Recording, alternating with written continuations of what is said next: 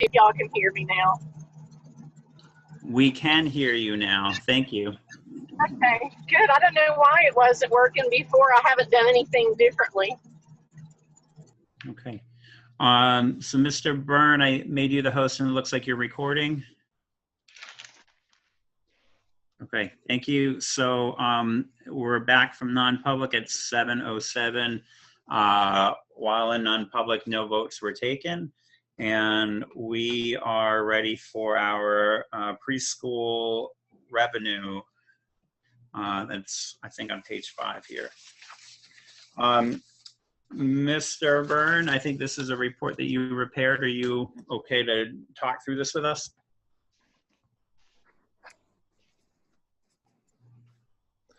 Yeah, so this is the report that I had prepared a little while ago and shared it. I wanted to include it in this additional update because questions were asked on what we could look at for next year's revenue. And when speaking with Mr. Waring, I said, you know, trying to project what we're going to have for revenue next year is very challenging, to say the least. We're unable to determine what we're even looking at for this year. So what I looked at, based on if we filled all the seats from the start and everything was great when we started next school year, you could maximize at the height of 56,000. If we kept some social distancing, you could look at 32,000. That's at the bottom of the page, the potential based on plan and the seats being full, okay? So these are the 4 seats or the 7 seats, depending on what we're looking at. Typically, we try to fill 7, but we never get that filled right from the start because of the rolling admission. People come and go, so it's never always full. But if it was full 100%, it'd be 56,000. If we were filling 4 seats, as what we had talked about in the plan, you'd be looking at 32,000, and that's based on this plan. As you know, we're doing remote. Some people aren't participating, some people are, and we're reducing the rate, and we don't know what that might look like if we have to do this again. So I can't tell you where we're going to be at the end of this year. There's no way to forecast that. And that makes it very hard to forecast what we'd be looking at for next year. So if you look at the top now, we had proposed at one point, as presented in the proposed, we had thought you were going to bring in somewhere around 46,000 if we had followed the trend of the years prior to. Looking at Northwood bringing in proposed revenue of 2021 was going to be about 28,000. And Nottingham being about 18,000. I'm rounding up so I don't have to say the numbers over and over since it's there on the screen. I believe you're looking at it on page 5. I can share the screen if needed, but just in case some people don't have it, let me share it. Can I ask a quick question on this? Yeah. Just to clarify, so for the it says 2021 proposed revenue in my packet. That's what we proposed prior to COVID. That's what was proposed when it was just the 2 districts starting this school year. That's what we thought we would get before, when we developed the budget all the way before COVID took place. So this is for this year that we're currently in? That's correct. That was proposed for this year prior to everything that transpired. Okay, so this takes into consideration tuition students only? Yes, this is the tuition part. So there's a significant difference in the enrollment between Northwood and Nottingham for tuition students. Yeah, that's what it's always been. That's okay. So it's going to remain the same. Okay, thank you. Well, we increased it. What we did was we took Stratford's number, yeah, and divided it by 2. When Stratford left, we divided it by 2, figuring that's about the percentage. It could be higher or lower. This was an estimate because what we try to do is fill it up with Nottingham first, but more Northwood parents do sign up than less than Nottingham. I think it's because of the distance to the preschool. What we had done though is if you looked at the plan as presented currently as it is right now, those estimates almost balanced out because what we had done based on how many students enrolled, we were able to shrink the courses and get them closer together. This was if it was fully open, Northwood would generally have more just because more parents sign up for it. So if you look at as presented, plan as presented, it was 15,000, 13,000, and the total of 28,000, which left you short of about $18,000 on what your projected revenue was going to be. And now that's going to be less as of right now. And I can't give you an exact because we don't know what it's going to look like for the 2 weeks that were closed for both those times, for after Thanksgiving and after Christmas, as well as we don't know if we're going to have to do it again. So we did try to even it out more once we wound up having to shrink the funds based on enrollment. We figured it was going to be a closer enrollment if we were going to limit the number of students. Again, the proposed revenue from the 2021, if you look at the proposed and it's starred because that's what it was when we developed the budget, that was just based on prior years of enrolled and removing Stratford and dividing it by 2 and giving each of you half of what Stratford had normally taken to fill up the rooms. And then They didn't have that many, did they? they had about $11,000 in revenue. They did not have that many students either.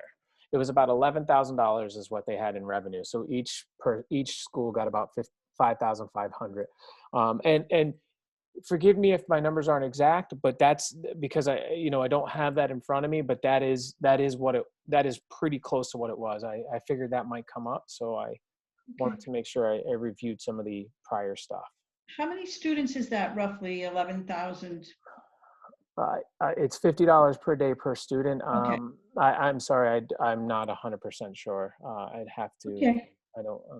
That's fine. It's no big. I see the 50 below. Yeah. It's each student is represents each seat represents about $800 a month. Okay. So somewhere in that range. So basically, we have enough for 28 students fully enrolled between both third and 4-year-olds. That's correct. Yep. And if we bring that down to 4 seats and 4 sessions for social distancing, then we have the 16. Yes, that's correct. Okay. Thank you. Yeah, you're welcome. And so when Mr. Waring and I talked about it, I said to be Mr. Waring's advice, and I don't want to speak too much for him, but I'm sure he'll chime in, is the conservative portion to put in is probably not to estimate a large revenue and look at it without having a revenue because we don't know where it's going to be. And then any come in as unanticipated, which might be better anyway, because if Nottingham does wind up withdrawing or creating their own preschool, then those funds would be more easily able to be distributed to Nottingham at that point, because we're going to have to dissolve those funds that are saved in there anyway if that takes place. Mr. Waring, if you want to jump in on that, I think you could probably explain that a little better than I did. No, I think once we get to the preschool budget for next year, I think that will kind of hit those points. But yeah, I think we want to forecast revenue a bit more conservative, and we certainly, it's a better situation to have excess revenue than to have not received come the end of a fiscal year. I have one other question in regard to preschool. So for next year, our understanding with each other is that every year you'd have to state by budget time if you planned on continuing on. So obviously everybody's continuing on at this point for the next year.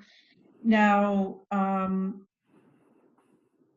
would Nottingham students be eligible to continue after next year if Nottingham does not have a preschool? So I would leave that up to the Northwood board because at that point you would be your own SAU. Northwood would be the SAU 44, and they would hold the preschool is a part of the SAU 44. I would venture to say, and I think it's in the best interest, and I'm going to give you my advice, and then it's really going to be the Northwood board's decision. It would be in the best interest if Nottingham wanted to continue to participate in step by step for another year, that they allow it, and they do it based on a joint budget, and then would tuition those students in.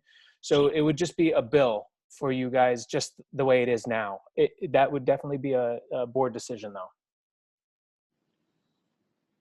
Yeah, I mean, I don't feel comfortable weighing in on that at this point. It is something that has crossed my mind, but you know, it's at this point, it's kind of down the road. Obviously, we're expecting, no matter what, we'll be together next year. So, you know, what comes after that, I guess, will obviously be in communication. If Nottingham does leave the SAU, well, as we start to figure out how we split things up and budget, you know, we'll have to work that out. But we do currently accept some tuition students in other parts of our school for other reasons. So I don't, you know, it's not like it's an impossible thing. I know that, but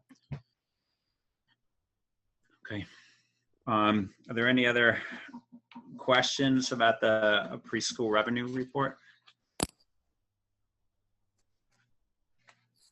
Nope. Okay. Thank you very much.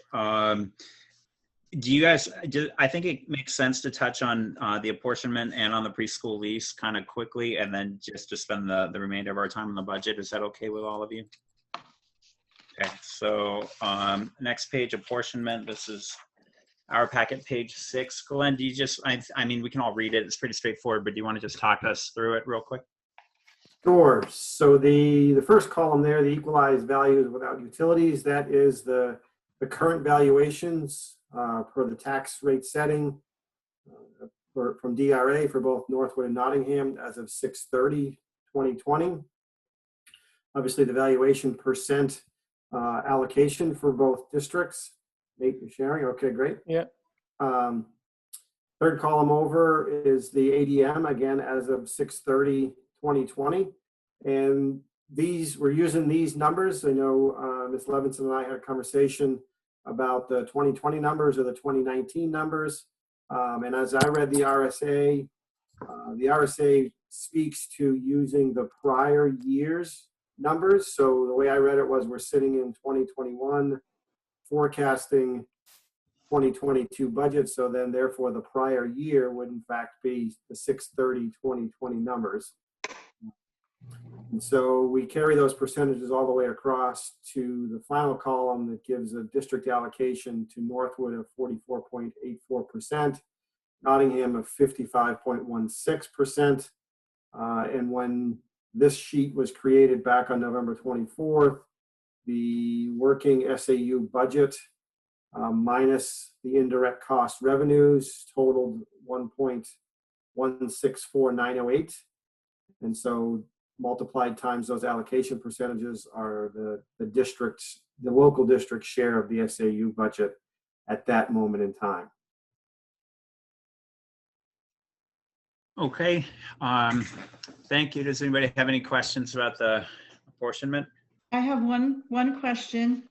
I did weigh in. I was waiting to get an answer from our attorney on the apportionments, and he did weigh in and said it should be, in his opinion, the valuation as of 6/30, which is what this says here. But I guess I would just ask that the SAU just follow up briefly and ensure.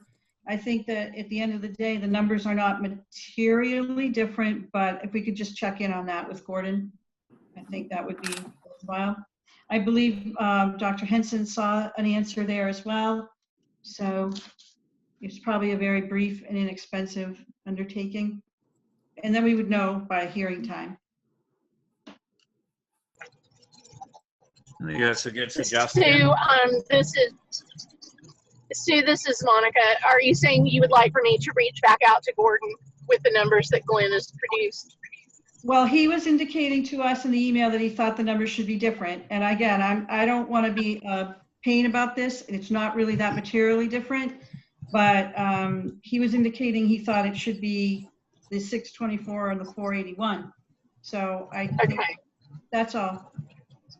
Okay, I'll go over that with Glenn, and then if I have any question, if we're not able to reconcile it, I'll check with Gordon again.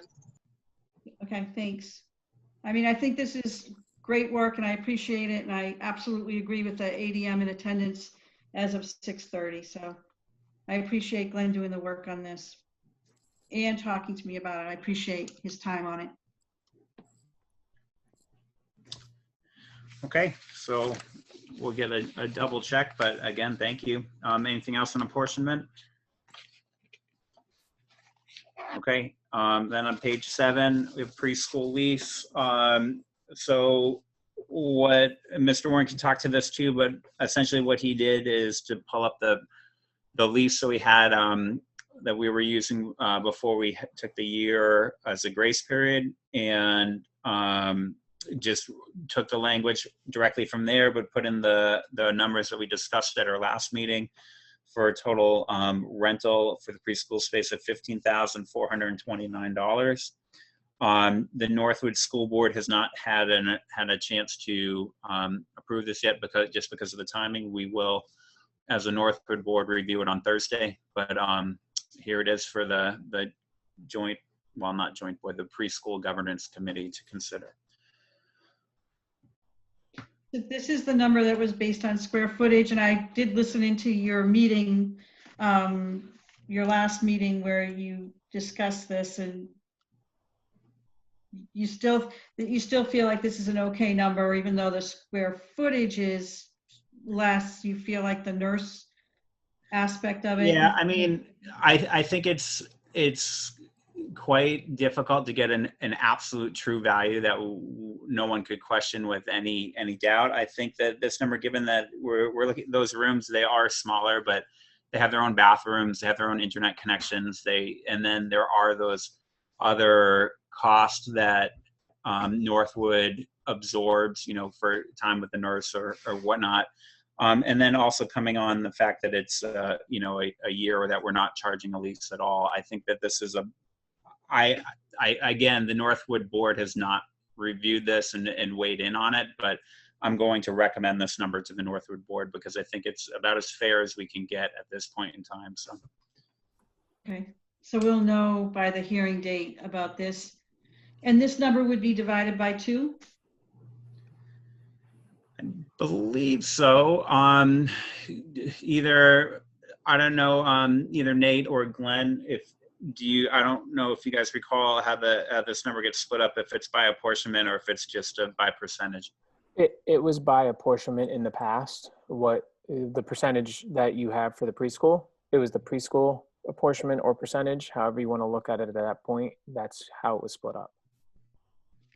But last year, Nottingham had less than 50%, but we agreed to go and increase our participation to 50%. So are we planning on continuing that with Northwood, just 50-50? When we looked it up, it was 51.49, and that was off the quick basis. And I do believe that based on the fact that they had waived the rental, that you had said, let's go ahead and go 50-50. I definitely think, I just wanted to give the history to Dr. Henson and Mr. Waring because they weren't there, so they understood the question. But just for the board, yeah. For the committee, we're going to continue. I'm not trying to say no or anything. I just want to do the math here for everything. We're just going to do 50-50 again. I think that's what we've been doing. I think, is that what's in our preschool budget for proposed 21-22? I think it was like 185 a piece. I remember seeing something about that. Yeah, it was 185, 853.85 each. So I was just trying to confirm that. I mean, my thought is if the lease is part of the overall preschool budget and we're splitting the budget up 50-50, the lease would be split up 50-50 because it would go into the bottom line. Yeah, that's what I was thinking. Yeah. Okay. We all agree to that, I guess?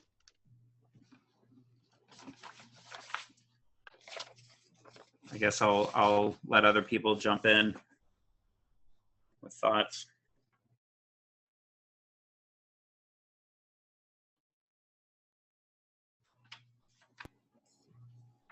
Sounds good.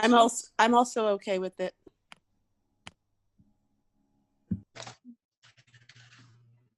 Okay, sounds good.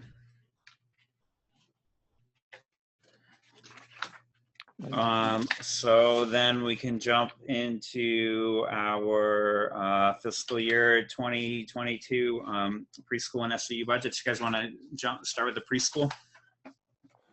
Okay, so we lost Glenn. I'm hoping he's going to come back. He said his Wi-Fi went down. He texted me, so hopefully he'll come back. I'll do my best to go through this and answer any questions.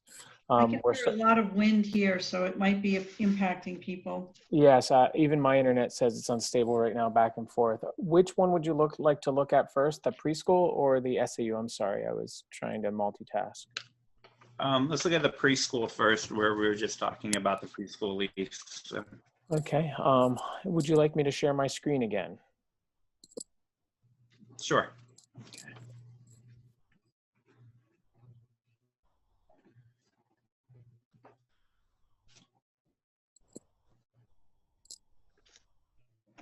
So I believe you should be seeing that at this point.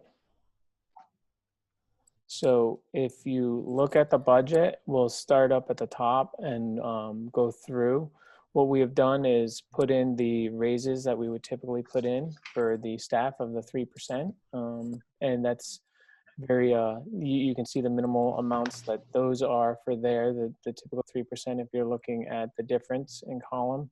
And then what you can see, one of the larger increases in this is the New Hampshire retirement system, based on, again, the amount that the retirement went up to over 21%.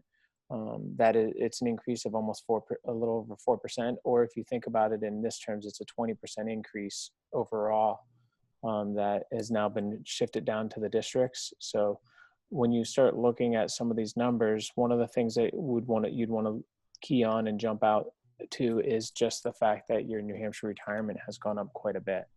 And you're going to see that across the board on all your budgets.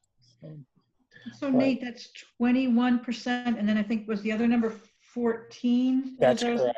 Yes, that's correct. If you give me a second, because they're not in here for notes, because I didn't prepare the notes on this, I can give you the exact amount. Just give me 1 second so that you have it. Yeah, I'm just filling notes in as I go. Yep. Yeah. So I'm going to pull that up just so that it's clear.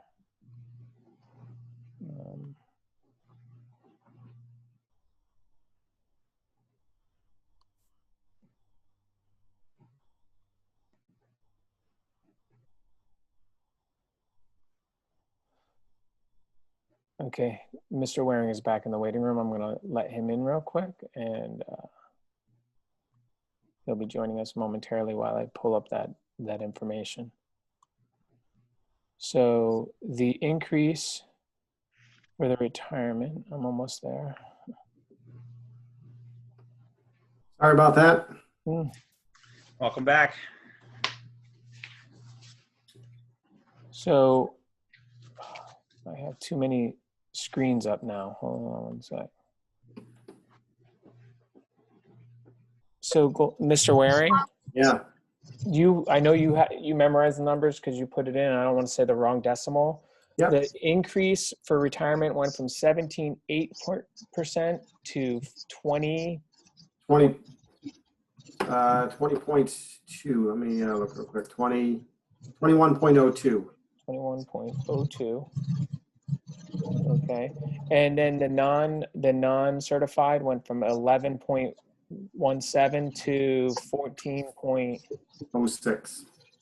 06. Okay. So those are shifts that came down and ultimately affect the budget for each staff member. So Mr. Waring, I have shared my screen again, as you can see. And what I did in this screen sharing is I just real quickly went over the fact that we did put in a 3% raise for the staff.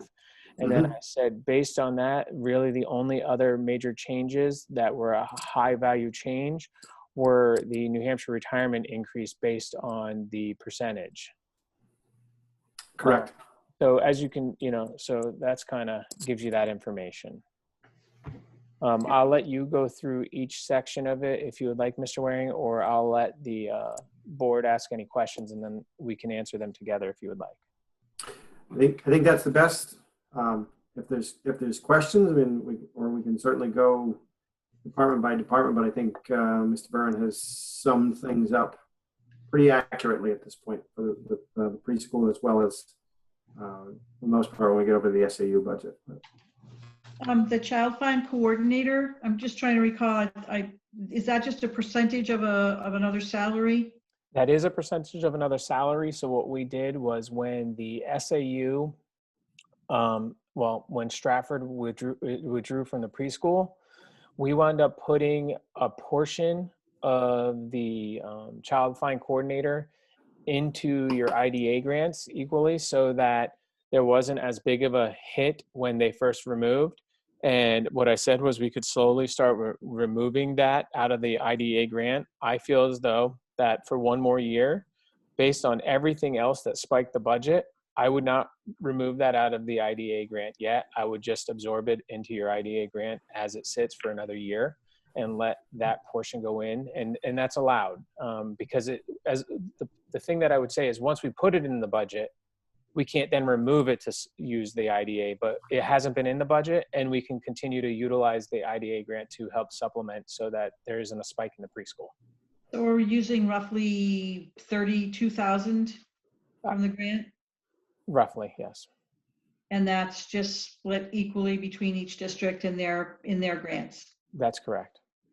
And it's not obviously the preschool, are we consuming all of the preschool and then going into the rest of the IDEA? That's what we did last year, yes, because we had some carryover from preschool. So we wanted to zero out all your carryover preschools from the previous year so that we didn't lose anything, and we build those first. Mr. Waring and I worked really closely with the business office to make sure that they build those lines first so that we didn't miss out on anything. And then we started building the other lines. Moving forward, that would be my suggestion again, is to use all of the preschool lines first, because you can use any IDA funds for preschool, but you can't use preschool IDA funds for any IDA. So use your preschool funds first to help offset that cost, because then you know it's appropriate, and then we can start utilizing your IDA funds for any emergencies that might take place in the preschool level. Okay, so it sounds like it's roughly 32,000, and of that 8 to 10,000 would be flushed through our preschool amounts first, and then the balance would hit our regular IDE. Yes, that's correct. Okay, I got the note. Okay.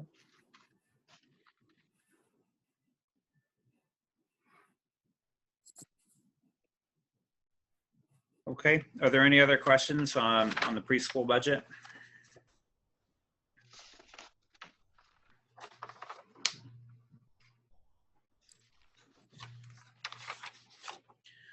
Okay, hearing none, let's switch over to the SAU budget. Before we do that, sorry, I don't mean to, I know there weren't any questions, but I do feel like we need a decision. Mr. Waring brought it up.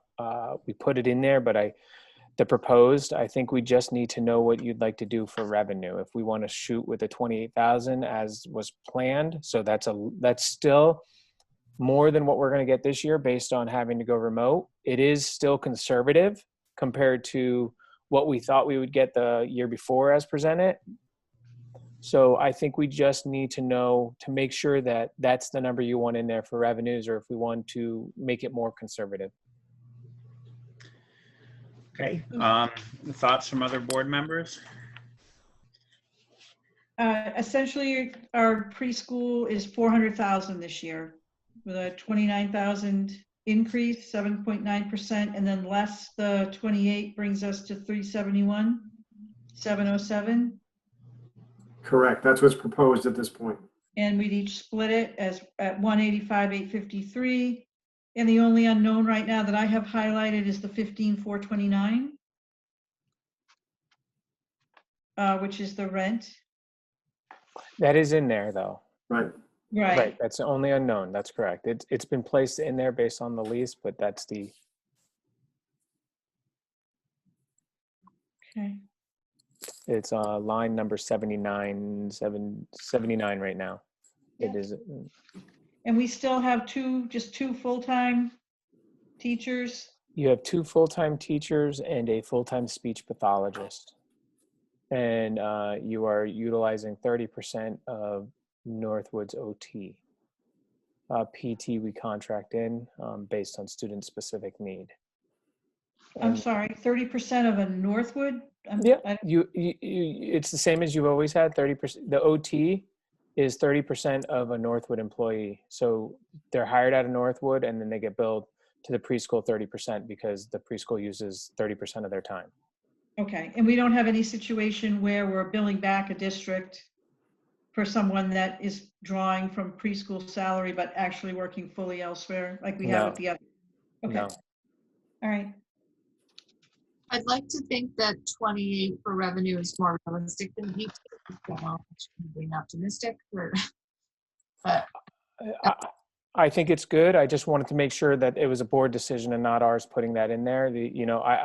I think that's you should get more than that, because that was based on if there was no change, nothing, right? We reduced it to as low as we thought would be safe, right?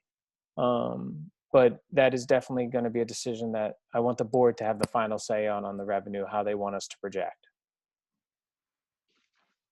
I feel like I'm still catching up from the last meeting, but on your note, it says if it's a full year face-to-face program, and I did read the minutes and I'm trying to make sure I understand. But I think there was some conversation about not charging revenue for the balance of this year, potentially. So if we don't see ourselves being remote a year from now, I shouldn't think. I would definitely hope not. So what I was saying, if it's a full year face-to-face, that note is saying that if it's a full year face-to-face, even with safety precautions, that's what you're going to get for your revenue.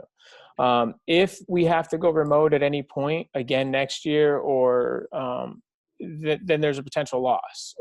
But as it's planned in the plan, that's a full year. That's what would be expected. And I think that number should go up. I really do. I feel as that number definitely should go up. I think we should be able to increase from 4 students after a little bit, make sure that we're able to socially distance and go up to 5 students. And then from there, maybe go up to 6 students. And as I said, every time we go up a student, you're looking at over $800 a month per student.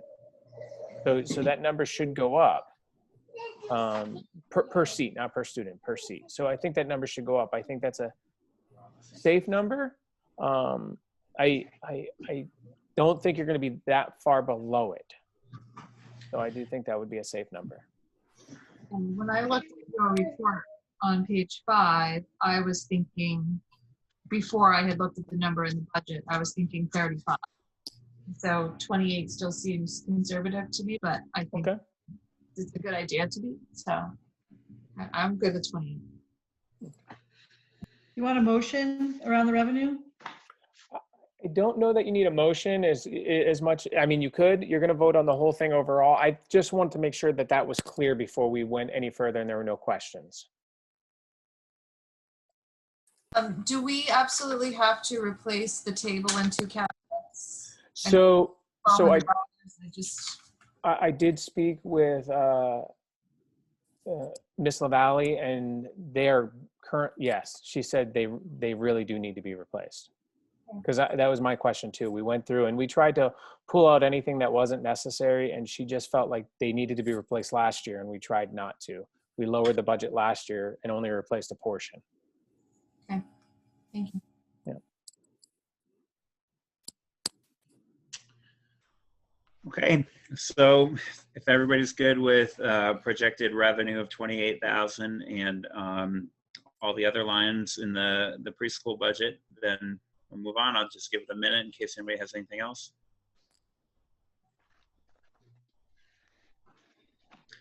Okay, let's take a look at the SAU budget. Thank you. So I've pulled up and screen shared the SAU budget as well. So that's, I went right up to the top. I'll let Mr. Waring speak to this a little bit more, and I can help. This number is going to be very similar in design of what we shared before, looking at the 3% raises as they went across, and then you'll see some increases throughout based on the New Hampshire retirement system and their changes, and then you'll see some decreases based on the staff changes based on the reduction of the one district, being Stratford withdrawing.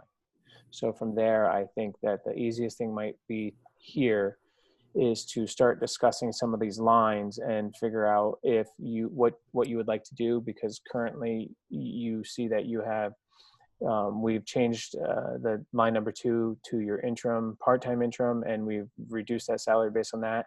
The one item that Mr. Waring and I discussed, because when we were putting this forward and trying to finalize some of the notes and go through it and just look at it per Dr. Henson's request, the one thing that I noticed, and I brought it up to Mr. Waring, and he had some concerns about removing it before the board saw it, is if you look at your part-time superintendent, we still have benefits in there as though they're a full-time staff member, because you don't want to completely remove all that if you don't have to, but that's definitely something that the board's going to need to look at, such as there's a health plan in there for the superintendent, there's a retirement in there for the superintendent. If they truly are part-time or retired, they wouldn't need that. So if I could just jump in, we made that change to a part-time position at the last meeting, and then been reflecting a little bit since then. And it seems to me that what was originally proposed as a full-time superintendent probably might meet our needs a little bit better.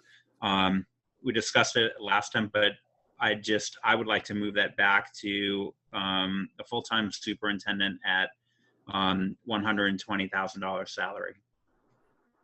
And I'll just ask other board members what they think.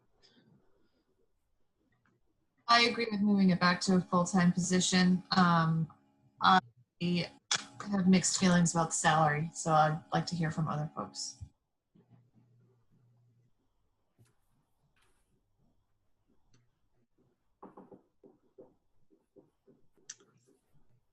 I agree with full-time.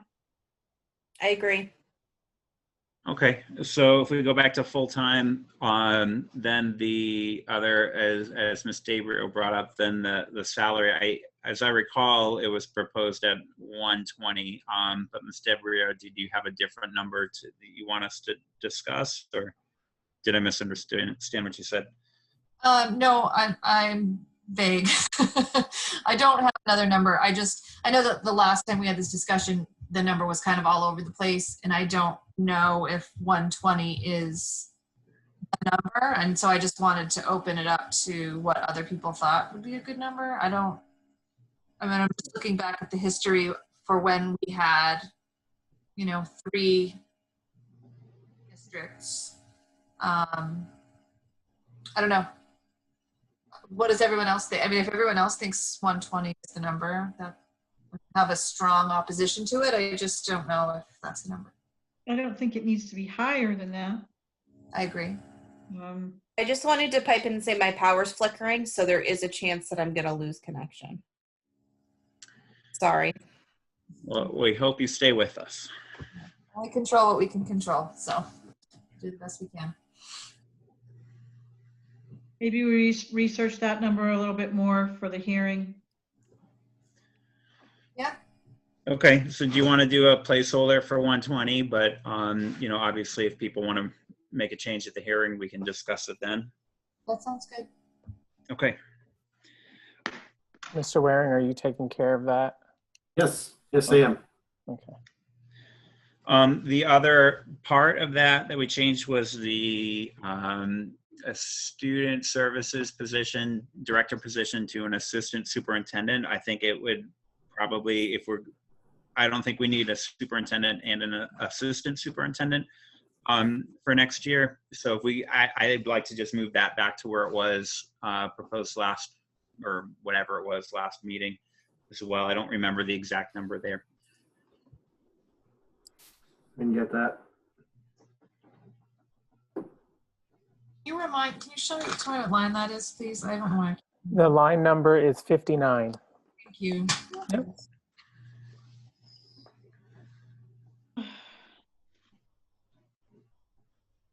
So that number moves to $95,067.25. Thank you. Are you guys okay with that change structurally, or or not?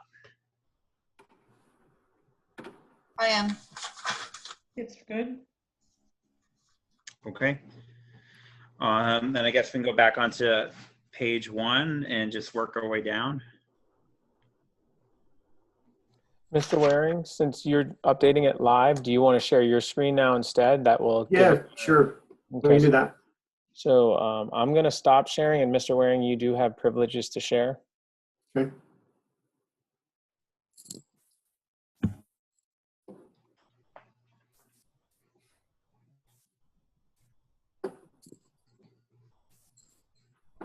All right, can everybody see the screen? Yes. Yep.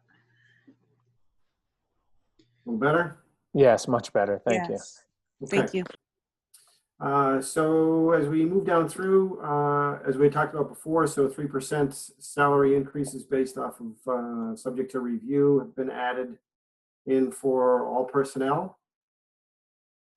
There was a note as well as possible discussion that Dr. Henson had brought up regarding the technology coordinator and increasing his rate to anywhere up to $35 per hour. So I didn't know what the board's discussion or thoughts on that were, as well as if Dr. Henson wanted to chime in on this as well. Sure. My concern is that if we're not paying a reasonably close to market rate, then we stand to lose. You have a good amount of institutional knowledge in Aaron, and I think that it makes sense to keep that rather than to bring in a new person.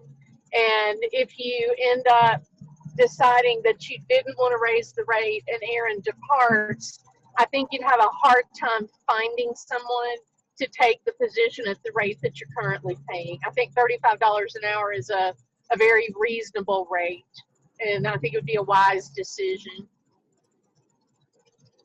Okay, I just have a question again. It's line 7. I guess that we're talking about here. I worry about talking about individuals versus a role. What rate are we paying right now? Currently, you're paying $25 an hour. I believe it's, well, 20, it's 20, what is it now? It was 25 plus 3%. So I have to. So that's the number that's in there right now. So it, Here's my thought on it. I think that, one thing I will say is that the role on line 7 was put in place to support the SAU, not to coordinate services district SAU wide. The joint board of the SAU never by statute voted to incorporate district technology services at the SAU. Therefore, I think last year we went up from 20 hours a week to 25. My recommendation for the SAU at this time for next year in this budget would be 20 hours. And then if we feel that the $35 an hour increase is on point, we should do that.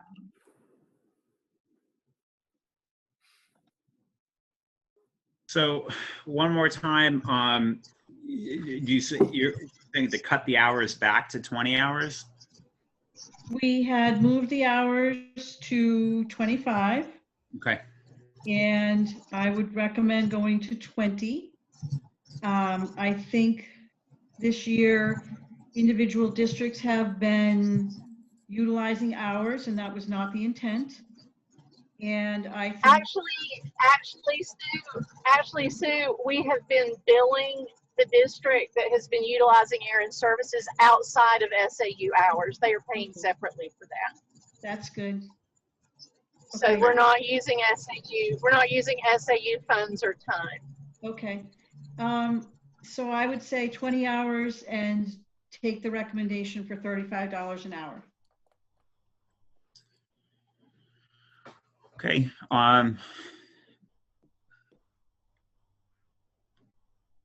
I guess, Mr. Byrne, did you have any part here? So what I will share is in looking at this, as Mr. Waring and I were trying to go over this budget, I didn't understand the note because there's a question mark on it. And Mr. Waring had said, hey, can you review this and make sure I'm not missing anything? So I went back to the note and there was a question mark on it and I didn't understand it. So I went to the individual, the position, and asked about it. And what was shared with me was that the amount there is the going rate, but based on the number of hours and the freedom to be able to work those hours, he was comfortable, the individual was comfortable with keeping with the 25 hours and going at a rate in between where he's currently at in that number, because he felt like he'd rather give you more hours at a lower rate than try to get more money for less hours, if that makes sense. Because he just wants to make sure, that person wants to make sure that the SAU is up and running correctly. Outside of those hours, because that individual works a different job, he would have to make more in order to do the job any longer, because it's a loss at a certain point. I don't know how to explain that any better than that without going into individuals, and we could talk about a non-public if you want. But based on needs, it worked, if that makes sense. Okay, so essentially there's a need for 25 hours a week. Currently, we're using all of his time. I can't guarantee that we would need all of the time if we're down to 2 districts. I don't know what that would look like. I don't. I think Ms. Levinson's point of going down to 20 hours and going at 35 would be a happy median. And I don't think we'd have an issue. I know that this person would not leave at that. But what I would share is what he shared with me, the person shared with me, the position. This is where it gets tricky, is if they started to lose money a week, then they would have to look elsewhere. So as long as they're making close to what they're making now, they're fine with it, because that's how it was based. That's how the decision to join us was based. So do we have Glenn, do we have a number? If it's 20 hours a week at $35 an hour, how much that would change the budget line? For 52 weeks, that would come out to $36,400. So we'd increase that line by about $900. Okay. And if we did 25 hours and kept it at 25, which really shouldn't matter the number of districts that we have, because this is more of a SAU job. It is an SAU job. So 25 times. I believe it's 25.75 at this point, because I believe that there was a 3% raise last time. So I think it was 25.75. I mean hours. Okay. I get, no, if you increase to 25 hours at the 35, you're going to add $10,000 to the line. So how about if we did the 25 hours at $30 an hour? I think that is very appropriate, and I think that the individual that's working with the district would be more than happy to stay for that. That would bring us up to $39,000 annually. Correct. So that would be a significant. I'm just throwing numbers out there. Yeah, no. The first one you put out there, 20 hours at $35 an hour, adds, we said 900 to the bottom line, so it'd be 36,400. Correct. And I think, Mr. Byrne, I think you said that you thought that would, in your opinion, would be adequate for the work that needs to be done. It's hard to project because as we start to look at separation, I understand they're not supposed to be going to each district, but a lot takes place in the separation to get things ready, and more modulars, even inside of our SAU. So it's hard to project that would meet the needs or it wouldn't meet the needs. I think that this happy median that Sue had suggested of going 25 and 30 would be there. But I also think that as long as the individual isn't losing out funds, here's my concern though. My concern is if we go down to 20 hours at 35 and we need more, it's going to cost more. If we said 25 at 30 and we know he's been able to, the individual's been able to do it now with those hours, I think that's almost a safer bet because you know where you're locked at. So that's definitely something to look at. But I would say that that rate of 25.75 with the expertise and the knowledge is a little low for right now. Okay. As Dr. Henson had shared. Okay, so if we do 25 hours at $30 an hour, that puts us up to about 39,000. Is that?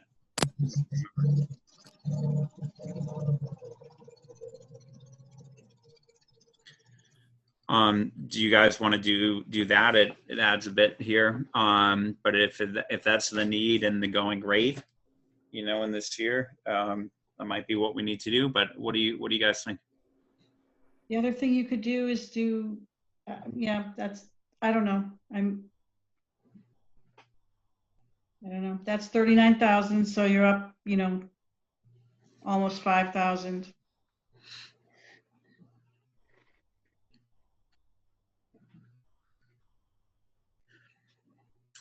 Well, anybody else have any thoughts? What number we want to put there? My only thoughts are that I was this budget would be going in the opposite direction. Yeah, I know, huh? The thing to remember, though, is that you don't gain a big economy of scale with the departure of a single school when you're talking about work that's got to be done at the SAU level. That's the thing that makes it difficult. And I'm not as concerned about ensuring a pay level, although it's good to retain people, it's less expensive in the long run to retain people. I'm not as concerned about that as I am the ability to replace if we needed to, and have a sufficiently budgeted amount to be able to hire a replacement if a replacement were to be needed. Makes sense to keep up with it as you're going year to year. The only thing I will say, again, this person was hired to provide desktop and networking support at the SAU. So each district has their own technology person, and a well-designed technology infrastructure should support migration of data. Although I realize obviously you do need some skill set there, but if I could chime in just a little bit on that too, what I would say is that I wasn't necessarily a part of bringing that position in, but I will say when Mr.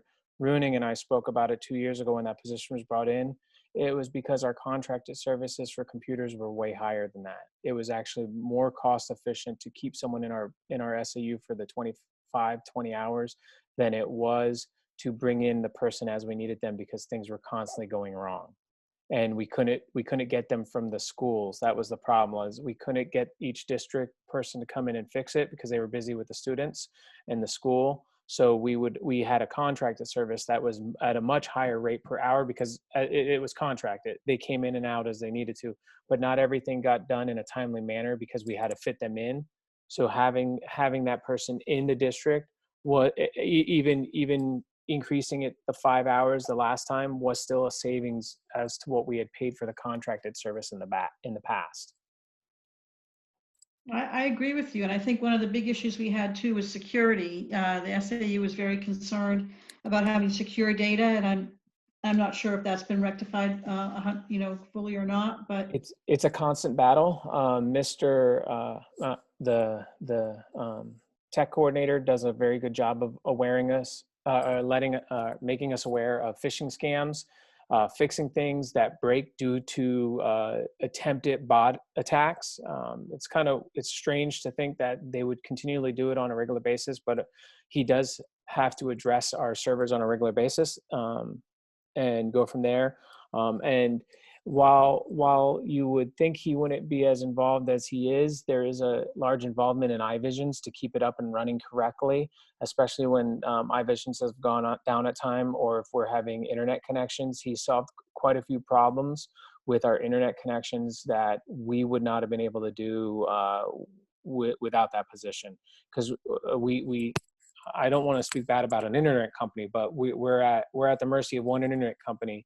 And if we don't have someone on the phone with them trying to get it fixed, when it goes down, it doesn't get fixed.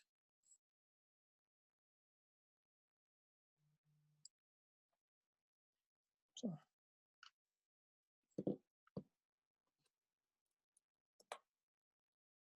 Ryan, you're muted.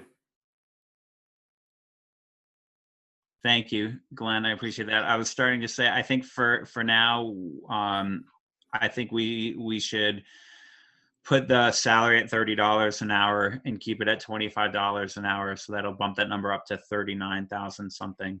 But that seems like the value that we're getting, that's like a closer to a real market value, but still a deal and meets the district's needs. So.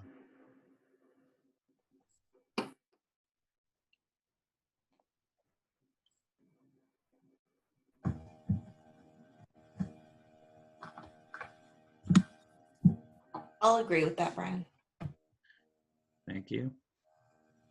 Do you guys want to throw around some other numbers, or do you want to move on to? I've got all kinds of things listed here, but I mean, I was just trying to find something that maintained the number of hours and tried to balance it with the $35 request, because that, even though the 39,000 is an increase, if we did 25 times 35, we'd be at 875 times 52. That's $45,500. Yeah, I don't want to go that Yeah. that high. I don't think we need to for this position currently. You know. Yeah. Yeah, I'm fine with what you said, Brian. So the 39, you know, I feel like I found a sale and I'm saying, but it was a great, you know. Okay. I had one other question on line 5. And I was just wondering roughly how many hours a week line 5 is at this time? And yeah, just how many hours a week that is?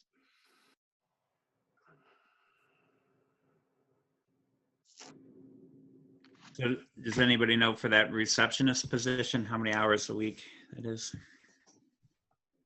I believe it was 4 hours a day, so 20 hours. Yeah, that sounds right.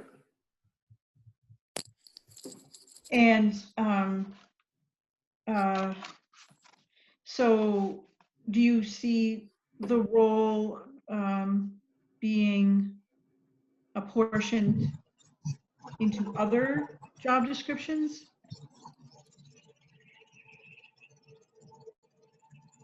If the Excuse me, I'm the one who was recommending that could be eliminated. And I am of the opinion, and I differ with Nate. Nate has a different opinion. But I don't believe that we need a receptionist at the front desk. I believe that those duties can be apportioned among the other administrative assistants. And actually, Dr. Henson, I don't disagree with you. Based on what we're going through right now, my concern is that we'd, even with I know it was 3 districts, but we'd always had a receptionist. And at one point it was a full-time receptionist. And we actually went down to a part-time receptionist to find additional funds to help with bookkeeper costs. So we've already reduced that receptionist position quite a bit from the start of where it was before. So now, you know, really over the course of 2 years, you're losing not just a part-time, but a full-time. And that position does help a lot in some of the tasks that you're asking the other administrators to do, administrative assistants to do. So I think it can be covered. I do feel as though it will be putting a large portion of work, you know, on the boards. You're really only looking at removing 2 meeting packets a month when you're removing that. So it's not like you're freeing up a lot of time for the superintendent's administrative assistant. But I don't totally disagree. I think you could make it work. it would change the atmosphere of how the SAU has been prior to COVID. We used to have the door open, people could come in, we didn't have to schedule things. It'd be very hard to get everyone's job done if one of them had to be up at the front answering the door and phones every time, all day long. It'd be very hard for them to get that done. That's it. I think it could be done. I just think it would be a challenge because in the past we have had a full-time person.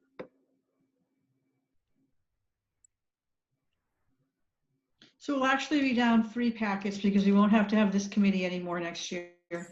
Okay, yes, I'm sorry. You are right. That would be nice. And my opinion is colored as well. In my last 2 school systems, we did not have a front desk receptionist, and we served in my most recent one, we served 2,800 kids. I mean, we were much larger system, but we didn't have one. I guess it depends on what type of atmosphere that you want to have, how much traffic you actually have in a non-COVID world, and what does the board want to do. But from a business standpoint and a workflow standpoint, I'm of the firm opinion that you don't need a receptionist, even a part-time one. But I'm not going to be here, so you all are the ones that need to decide. I'm just giving you my recommendation.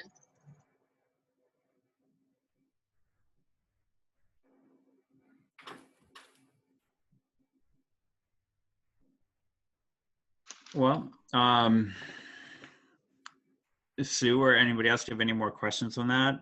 I don't. No, I was just trying to understand how I know that with our current situation, my understanding is that it takes longer right now to get anything done because, you don't necessarily think about it, but the fact that people can't really get together and grab packets and so forth, it has added time. So I think that although I don't anticipate this will continue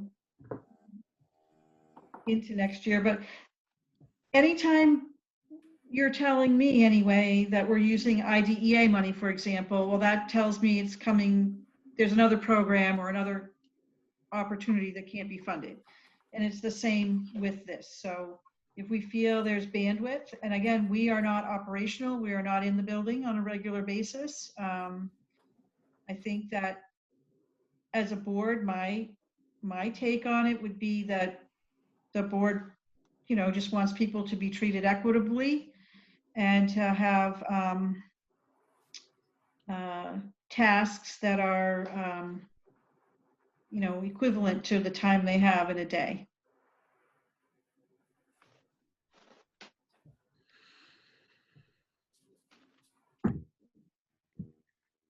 Agreed. So, but not being there, can't really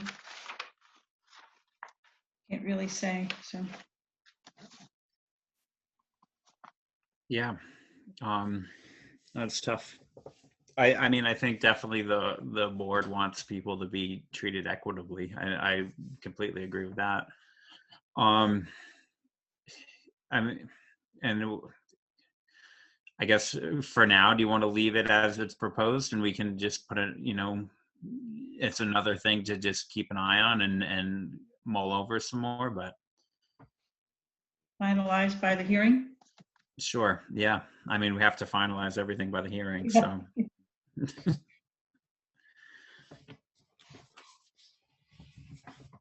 I mean, I don't think any of us know for sure that we definitely should put it back in, or we definitely should leave it out, but this is what we have at the moment, so. Yeah, the bigger question to me is that I don't know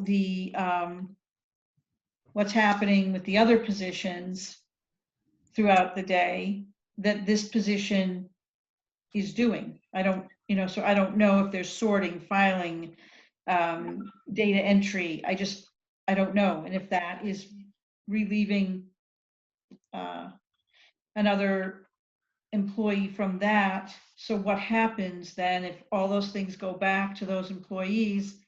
And in addition to that, they need to provide this support. So that's I just don't know. I would rely on the recommendation of the experts in the building. Yeah. Now I can say that losing a district will lighten the load considerably on the superintendent's executive assistant.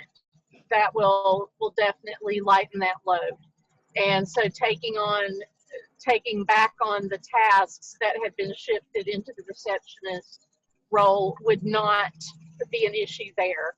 There has been some redistribution of responsibilities for the HR manager that rightfully belonged in the finance side of things, not in HR.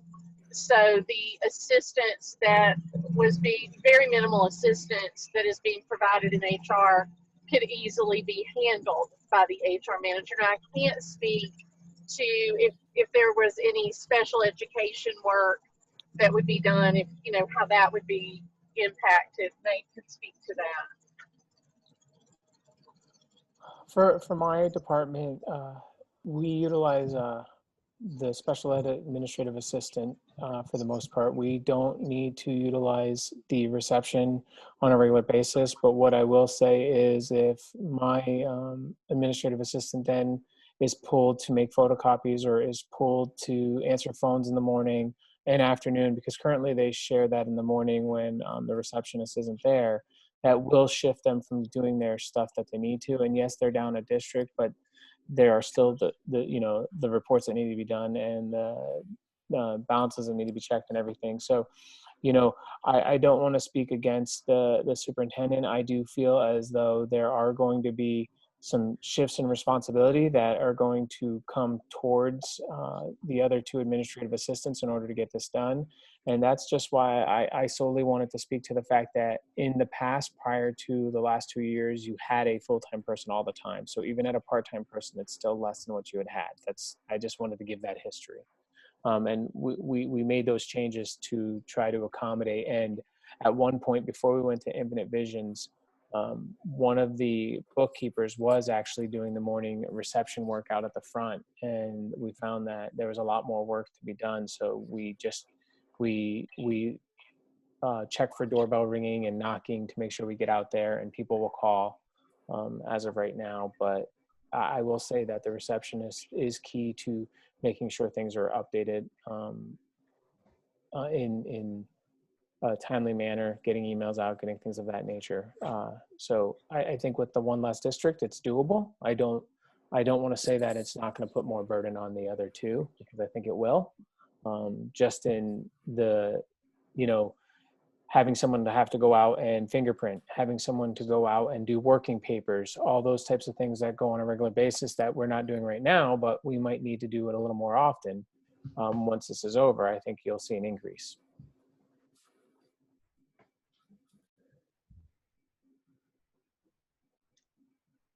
Okay. I guess we can think on it. I mean,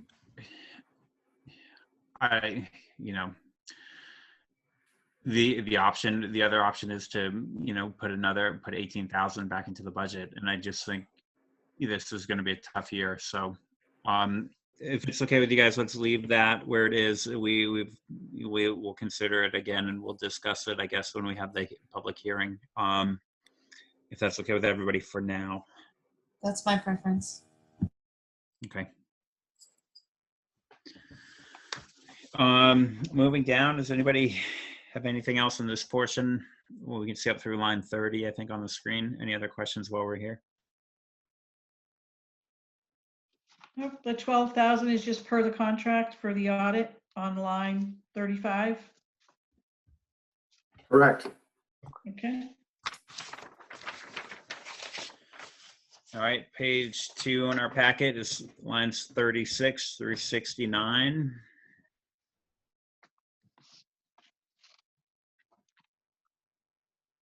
Does anybody have any questions in here?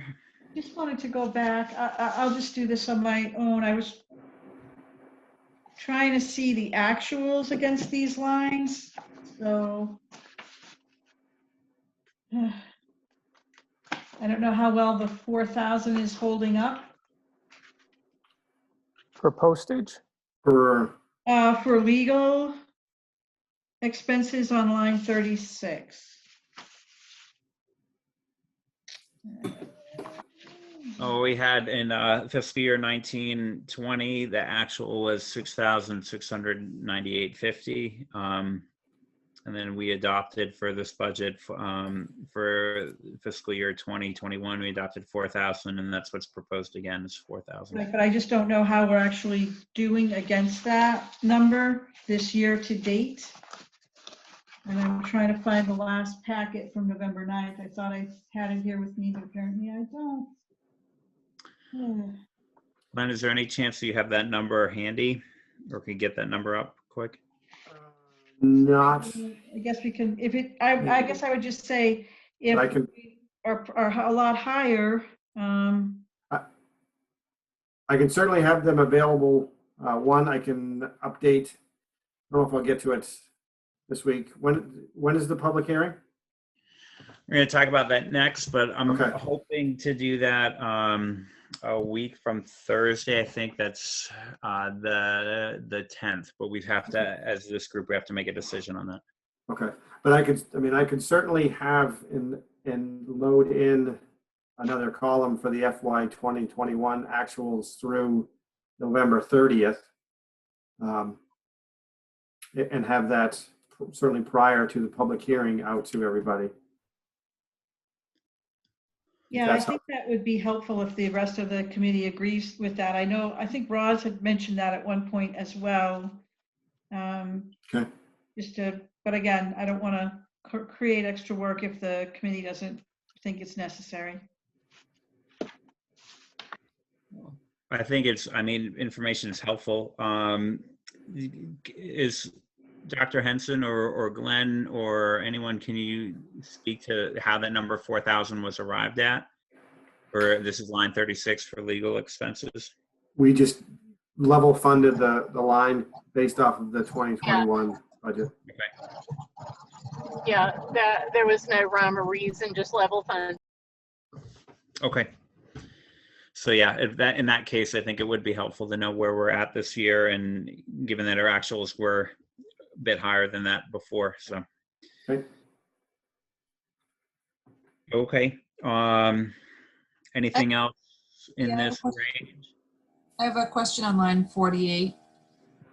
Yeah, I got a no next to that line. I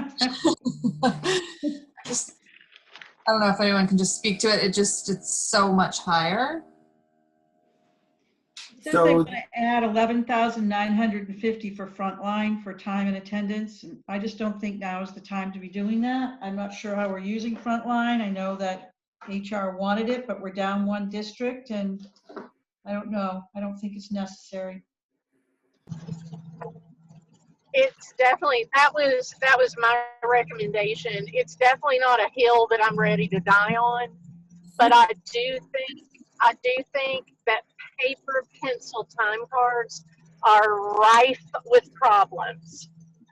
And I would be much more comfortable if I were sticking around for the duration if you all were on an automated time system.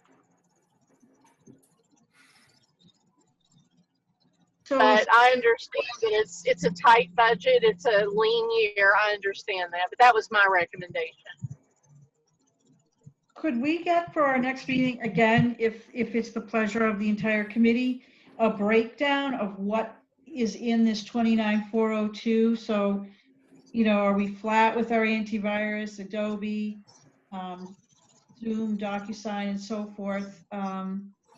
The other thing that I don't see here, and I apologize if I missed it elsewhere, I did look, is the recurring fee for Infinite Visions or iVision or what have you. And I thought that we had a fairly significant number for that. I believe that's going to be in the business administration department when we get down there. Oh, okay. All right. So I I can did miss it. I apologize. give you the totals. I'll give you the breakdown of how we got to that 29,402. I do have, and I don't know how they compare to the prior year, but I did receive a breakdown from the tech coordinator of each item. So as I see this, the only addition is that $12,000, roughly $12,000 to add time and attendance. The rest would be renewals of current software that we have, plus whatever contract increase they might have. Now, certainly there's pieces in there for DocuSign, Zoom, some go-to-my-PC remote server, which was all things that were added because of the current pandemic situation. And obviously would need to budget, anticipating that those services would still be needed next school year. Yeah, so I would like to see the breakdown with Okay. comparison to the current year, Okay. if possible, because it still seems like it's a dramatic increase even if you take the 12 out. So yeah, having a better understanding of that would be really helpful. And I think I would probably also make some sort of motion at our hearing that line 48 would be reserved and not used if the pandemic related items were not needed. So that it just doesn't get absorbed and, Mhm. you know how that happens. It's in the budget, so we'll just go there for something else. And I would want to lock that down, obviously by votes, if the committee concurs with that. Yeah, I have a better idea of that when I can understand the line better, so. Okay. Thank you. I had a question on line 51. So we've got 4 PC replacements. I guess that's just our regular schedule. And 1 server replacement. I'm just wondering about I really don't have a sense anymore about what our network is looking like and what that server replacement would be. So that is to replace the current SAU server. It consists of 3 separate servers: a domain controller, accounting server, and document server. And it's recommended an upgrade during the 2020 or the 21-22 budget cycle to upgrade that server. So is this, which one is it? It's the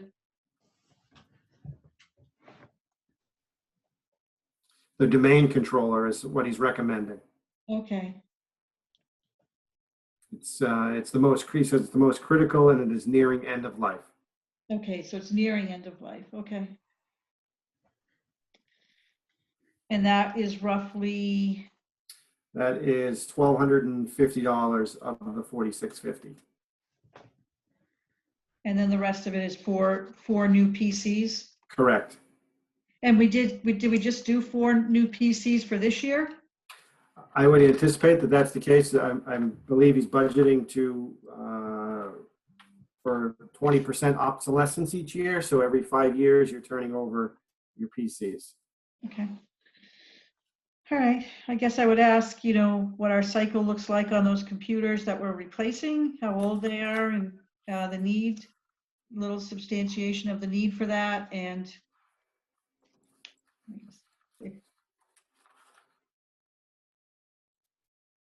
Yes, his same note is that those PCs or the 4 workstations they are soon to be exceeding their life expectancy. okay.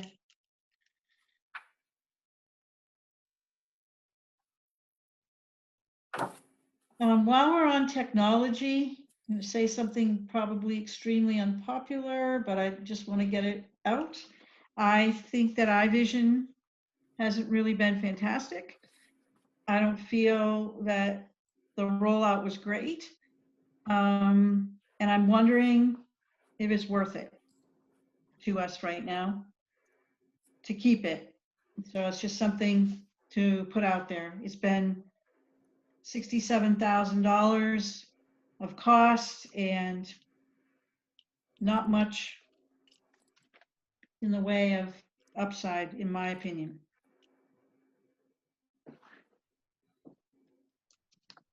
Well, what, I mean, other options, Well, I guess when we get to, I would like to see a cost benefit analysis quickly of keeping it. It just hit me today. Like, why do we feel like we're locked into this?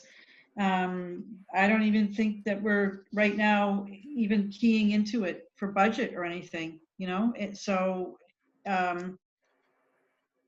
just, if there's another software program out there that could be implemented for less, I don't know, maybe we just have to think about this, but it's a very pricey program. And from what I understand, it can be fantastic if you're big enough for it and you have the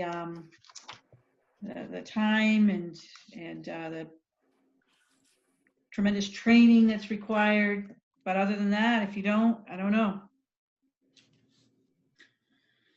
I think it was probably an ill-advised purchase. So. For what it's worth, I wonder what I was wondering when I came in. Why don't y'all use QuickBooks? That's what the smaller districts that I've worked in have used is QuickBooks. Now, I don't know what the cost comparison is of QuickBooks against Infinite Visions. I wasn't familiar with iVisions before I came here. Yeah, I don't know if the HR function in it is makes a big difference. I'm not really sure. So, but I'm just putting it out there because I guess when we get to that line, we look at our ongoing costs, we can consider it. Yeah, I mean, I'd certainly be willing to look at options. I don't know that tonight we'll have any of the information that we can make it. Right. I'm just throwing it out there for food for thought for 10 days or so from now. I'm sorry to be a pain. I know I'm catching up from missing a meeting, so I apologize to everyone. Yeah, don't worry about it. We appreciate your input very much. So are we asking for clarification on that line and what our options could possibly be? Because if we don't have answers to those questions, we won't really be able to make an educated decision about changing that line. Yeah, I think that we're going to get details on the 29402. We're going to understand better about the request for the 4 PC replacements. And I think that further down in the business office, we're going to see the details for the recurring cost of iVision and weigh that. Not just the recurring cost for iVision, but are we asking for alternatives and costs associated with those? I just want to be realistic. I don't, with all of the workload, I don't know that we're going to get like a real thorough review of available technology and options that we could vote on at the last minute at this point.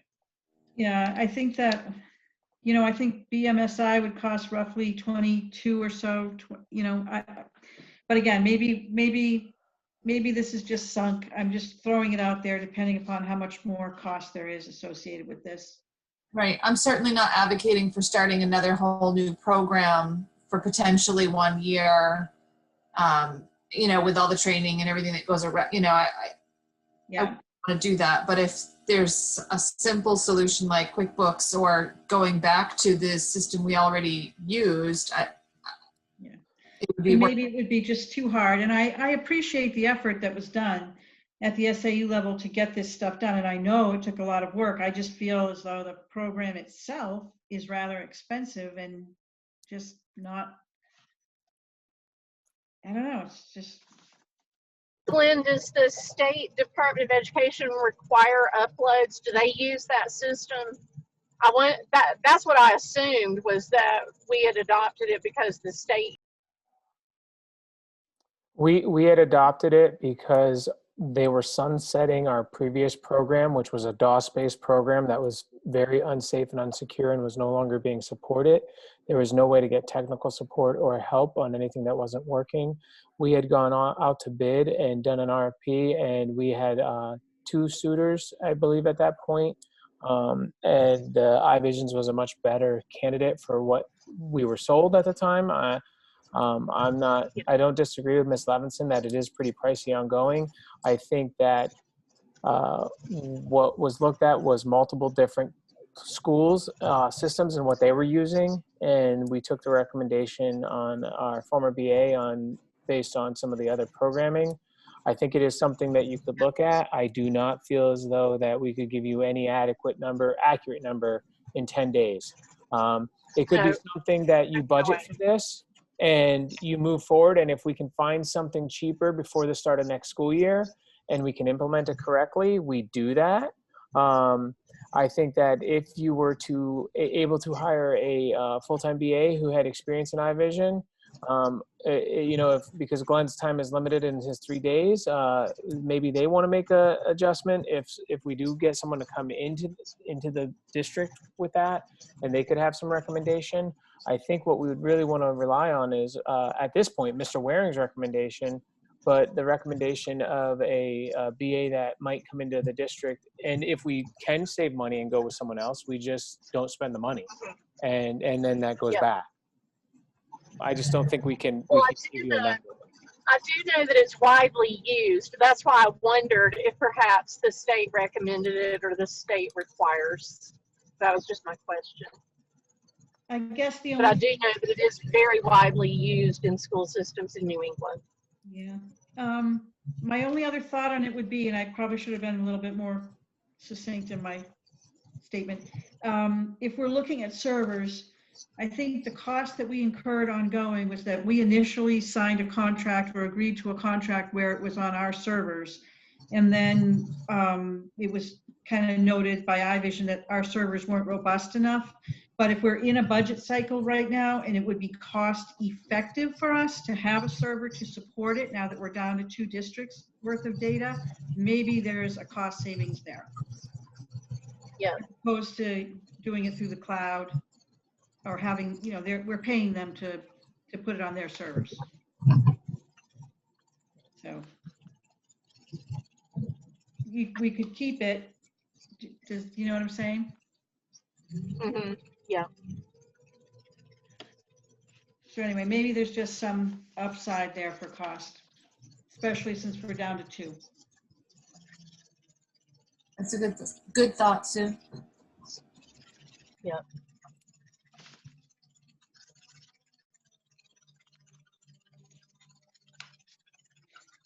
Okay. I can see down to line 60 on the screen right now. Does anybody have any questions up to there? Oh, I did on Grant Writer. I'm wondering if we could hold next year on hiring a full-time grant writer.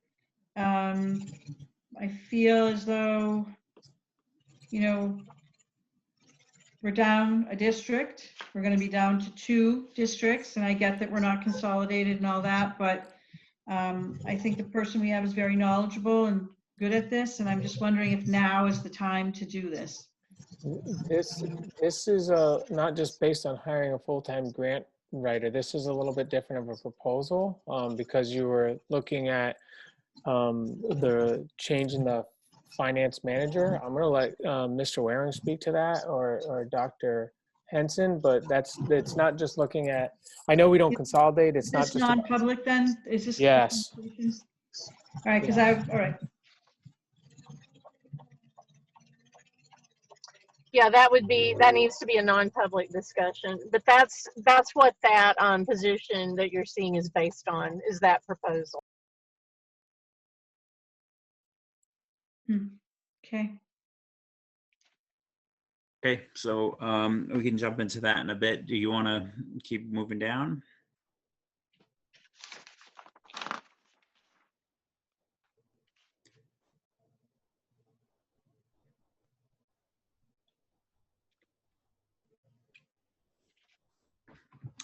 My next page is line 70 through line 102. Does anybody have questions on page 3 of 5 for what we're looking at?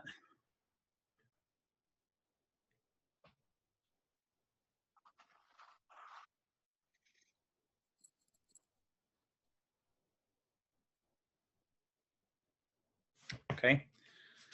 And move on. Page 4 of 5 is line 103 through line 136.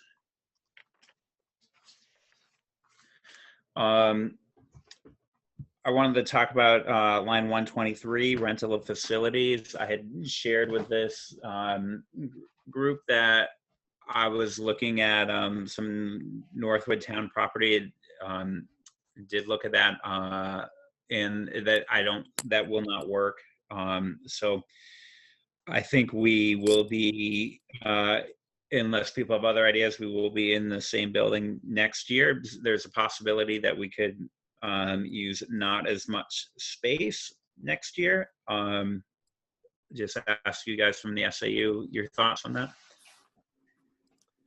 Yeah, so looking at trying to reduce some costs, I think one of the ways that we could start looking at reducing costs is we don't utilize the basement floor on an everyday basis, and we don't need, so therefore if we could renegotiate with the landlord to take off the studio apartment that's upstairs out of the lease, which is its own separate unit, has its own separate entrance, we could utilize the basement portion for our all ed facility that has its own entrance, so the students could still come into the basement, come into the class down there.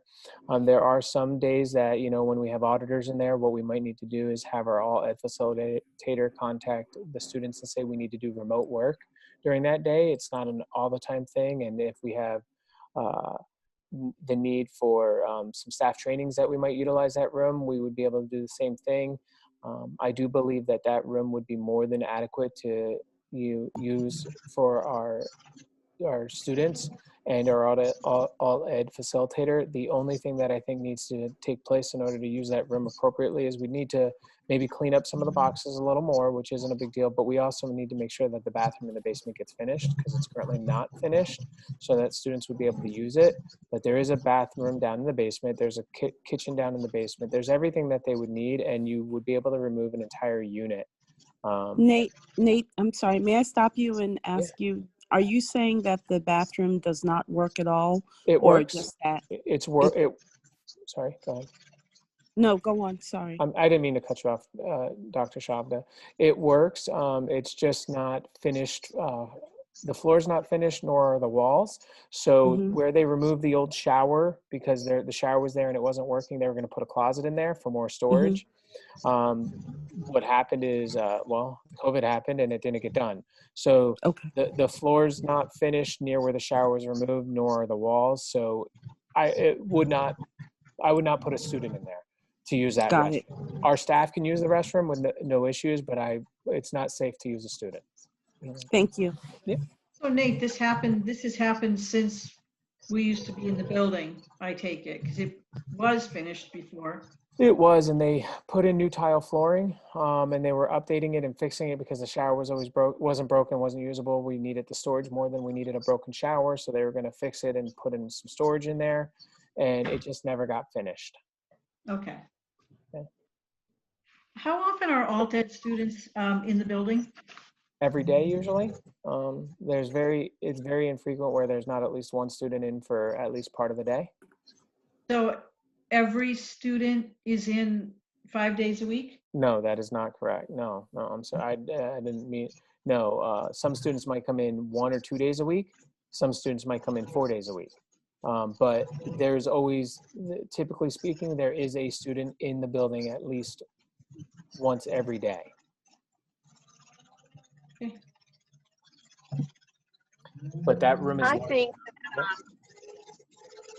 think that this is an excellent idea and a very good recommendation. The only caveat that I would add to it is that I am always hesitant at anything that involves displacing children, and especially children in the alt ed program. I would rather, if there needed to be a staff, and again, I won't be here, but this would be my recommendation. If there needed to be a staff training, that would be held off-site, maybe using space at one of the schools, that wouldn't impact the children at the school buildings, rather than displacing the kids, making them go remote for the convenience of the adults. I understand that. That doesn't happen often, but I do understand what you're stating. And what we can do is make sure that we can coordinate that. So it might be that instead of coming in on Tuesday, you come in on Wednesday. The schedule floats. So it wouldn't be completely Yeah. displacing them. They don't have to be remote because they're not there every day. But what we could do is let them know that that day they need to choose a different day, or the all ed facilitator would be able to work with them remotely if they would prefer. That makes sense. Yeah. So thank you for making sure I clarified that a little better. So do we, Glenn, or does anybody know if in our current lease where we have this upstairs studio space, how much, what portion of our overall lease that is? So Mr. Waring and I looked at it, and as of right now, the way the lease is written, it just states all of the building usage that you need and states that you need to renegotiate it if you choose to the following year. I think it's something that Dr. Henson could reach out to the owner of the building and say, hey, listen, based on the shortening, we would like to renegotiate that lease and for the following year and see what they gave you for a break. I mean, I don't know what it would be, but if you're losing a whole studio apartment and he could rent that to someone else, he's not losing out, and you're giving them an ample notice because the lease does come due to renegotiate at this summer anyway. Okay. Do you guys want to ask Dr. Henson to do that? Yeah. Okay. I will be happy to. Great, awesome. Thank If you. if possible, we can get a lower number in there and for our rental for 10 days from now, that would be great. If we don't have a number, we don't have a number, but that'd be great if we could negotiate that down. Thank you. Anybody else have anything? I'm seeing on the screen now from 104 to 132. Just line 109. So the $17,000, well, there's a $21,000 reduction on the line. So is that Stratford's portion of it, or? No, that is just the, what would be this, the second year of the software agreement. So I'm sure in year one, there was some initial startup costs that were included in that. And so this would be more of your standard annual agreement for software maintenance, support, user fees. And I certainly heard the conversation earlier, and my assumption, and I will confirm, is that when this was purchased, it was probably purchased for a term of anywhere from 3 to 5 years. So I'm assuming that although it might be entertaining to move to a different software, I think you're going to be bound by whatever that contract term is. And I don't think you're going to be able to get out of these costs, but I will confirm and send an email to that when I find out the information. Can we see a copy of that contract? That never came to the board. Okay.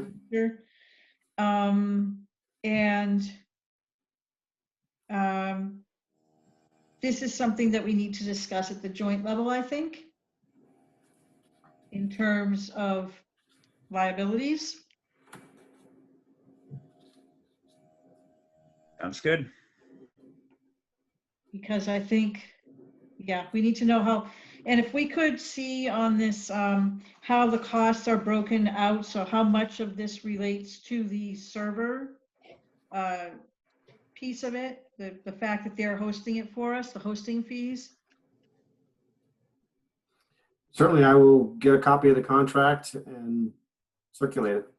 Okay, and that way we could look at the cost to host versus the cost of a server and quickly weigh that. That wouldn't take too much.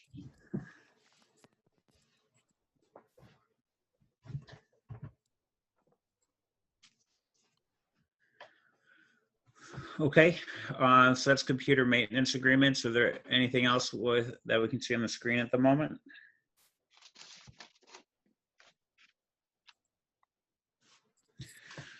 Okay, then that pretty much brings us up to the bottom line. There's a couple of things down there we couldn't see before, but does anything else that people have here?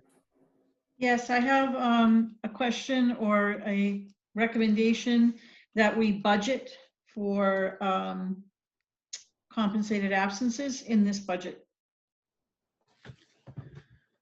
Okay, can you, I've heard the term before, but do you mind just talking us through what that would mean and what number we would do, how we budget for compensated absences?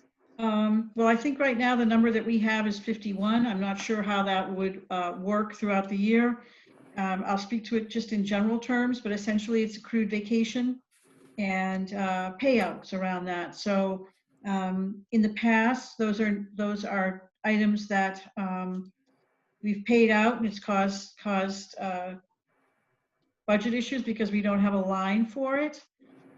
So perhaps when we're non-public, we can talk about it in more detail, but I think it would be wise to have an amount here. It would just be an estimate, and we'd have to, rely on our business administrator to consider how that estimate might be made, but I think it would be good to have it. Okay, so we want to ask Mr. Waring to suggest a number for compensated absences that we should consider budgeting for. Okay. Is there anything else on this budget here?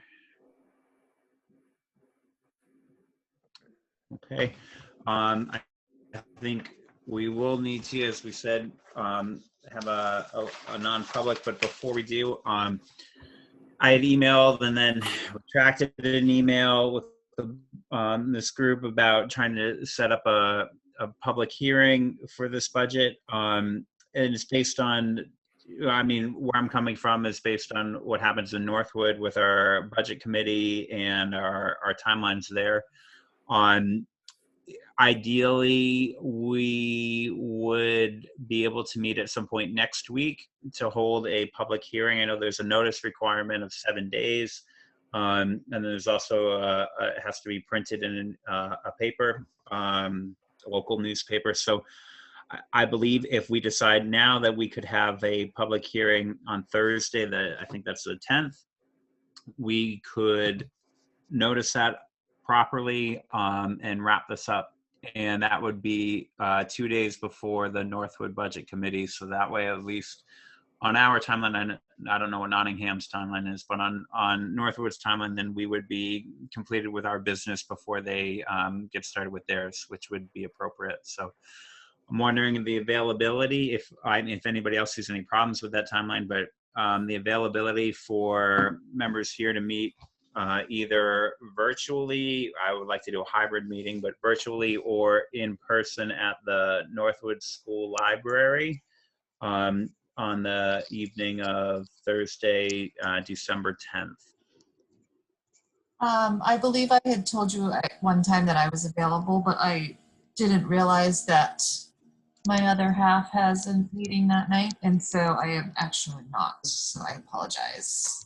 I mean, I could do something early, but I don't think that that's what you want for a public hearing, so. Right. Nottingham also has a meeting that day. I'm not sure if we're going to have to be in person or if we're going to have to, I'm just not sure if it will be via Zoom or not. And we probably won't get a definite time. We just have to wait. So that's the day of our meeting with the State Board of Education. Okay. But the only other thing that I'm a little worried about is I would like to have at least a short joint board meeting, because I do think, looking at the meeting minutes, there are a couple of open items that should be addressed, and I'm thinking it would probably be like a 30-minute. And I don't think people want to do November 30th, December 10th, and December 14th. So do we see that working in if we do the 10th? Do you mean if we meet on the 10th, could we also do a joint board meeting? Right. So, because I don't think everyone's going to want to come. I don't want to really. come at it again right before, do the 30th tonight, the 10th and the 14th. Right. Because that's when the joint board would be, right? The 14th. Yeah, it wouldn't bother me to do the joint board meeting on the 10th. We're gonna be out doing so. I could send an email out tomorrow. I was kind of waiting to do that until we had, a conversation here. But that seems reasonable, doesn't it? But it sounds like you guys might, I mean, Christine can't make it, and if you guys have to just sit around and wait for a Zoom call, are you going to be able to make the 10th? And Kathy won't be able to make the 10th in the evening either because she'll be at a budget committee meeting for Nottingham. Ooh. So that's too. I don't have access to my calendar right now, so I don't know if I can make the 10.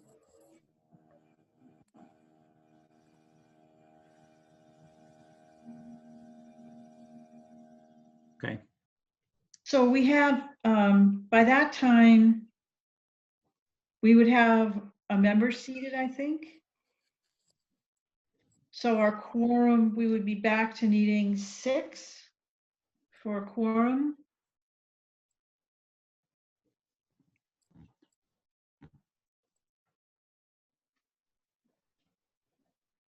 And you're proposing what time? Wait, 6? why would we need 6 if we have 10?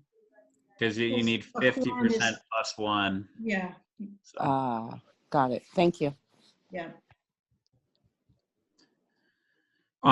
So in Northwood, I mean, we have our 4 members. Ms. Boudreaux's on maternity leave, so she likely wouldn't be there, but that means we would need 2. If all 4 Northwood board members could come, and I think that's likely because it's one of our regular meeting night times, but then we would need 2 from Nottingham, or we have to find another time to meet. So we know Christine can't, and we know Kathy can't, so it'll come down to Roz and my schedule. And whoever our new person is, but we won't know that Right. in a couple of days. Sue, when we get off, I can look at my calendar and respond to your email. I just think if I try to look at my calendar right now, I'll lose our connection. Okay, no, that's fine. Sue, but you're not, do you know if Roz can make it, do you know if you would be able to make it? I mean, I'm thinking it's at the time frame we're looking at is 6:30. yeah. I mean, I think I would like to get it done before our budget committee starts on the 12th. So if you could come at 7, we could do that. If you could come at 6, whatever. I think we could adjust if we have to. But.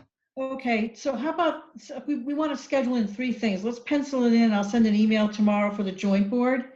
So if this committee meets and we're going to have a public hearing to go over both of these budgets, have time for public comment, and then deliberate and vote. What time do you think we should do that? I mean, I think 6:30. I think Northwood is going to have some business as well. We were hoping to start at 6. That should go fairly quickly. That's adjustable at this point. It's not set in stone. So, the way I was envisioning it working was we would hold the Northwood business at 6, then recess, and we could meet for this committee at 6:30, as long as it takes. Northwood would likely need a meeting following whatever the joint board or the pre-K committee does, because then we have to confirm our vote to give to the budget committee. So if we did joint board at 7:15, that might, oh, wait a minute, no, pre-K, 7:45, 7:30, 7:45. So if we do pre-K at 6:30 and then joint board at, you think it'll take an hour and 15 minutes, or? Well, I'm thinking if we do pre-K and we allow an hour for the hearing on both of them, what if we allowed 45 minutes and went from 6:30 to 7:15? And then you guys went from 7:15 to 7:30 for your recess, and then we did 7:30 for joint board. I think that could work. And Yeah, Mr. Byrne, you had discussed some of these ideas with me before. Do you think any of this is problematic? No, I think we can make it work. You need a public hearing as well. So we need to post yours. What we had originally talked about for your public hearing first, because was to try to get it done and out of the way so that we knew yours would be really short. We were talking about 6 one at 6 to 6:15, the other one from 6:15 to 6:30, and then the joint board. I feel confident that if all time saying if we need to move yours to 5:30, that's about as early as I'd want to move your public hearing. But if you could do the public hearing for yours, you do need to get your public hearing done, and you're going to need an official time posted for your public hearing. So I would not want to, we could guesstimate what it would be, but you figure if you need your 2 public hearings done, the joint board, then the public hearing for the joint board, then the joint board meeting, or the public hearing for this and the joint board meeting, you wouldn't really know where your public hearing is, and that would be that makes it a little more challenging. I think you'd be better off to, if you want your public hearing to take place before your meeting, I really feel like you need to do it that day before the other meetings to make it work. So whatever the joint board needs to be for time, I think you need to be a half an hour earlier. 5, I've seen them as early as 5 as well. I wouldn't go earlier than 5. 5:30 is a little more comfortable, but that's definitely, it's doable. But you do need your hearings first, because if you try to put them after, you're not going to be able to give an accurate time.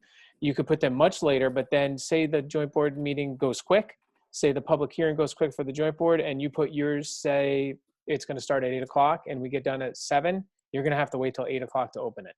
can I ask one question? Yeah. So what if the pre-K governance went first, had the hearing, comes down to a number finalized and votes, and then that feeds into Northwood's?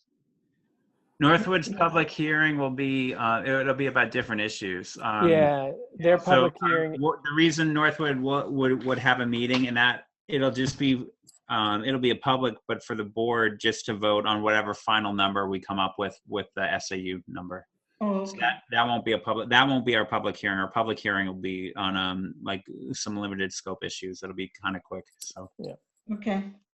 So I think that timeline works. If we do Northwood starting at 6 and then another one at 6:15, and then if we do the SAU budget hearing at 6:30 for this committee, if you can make that, and if Rosalind or whoever your other new member is can make that, then I'm likely that the 4 Northwood board members can make that work too.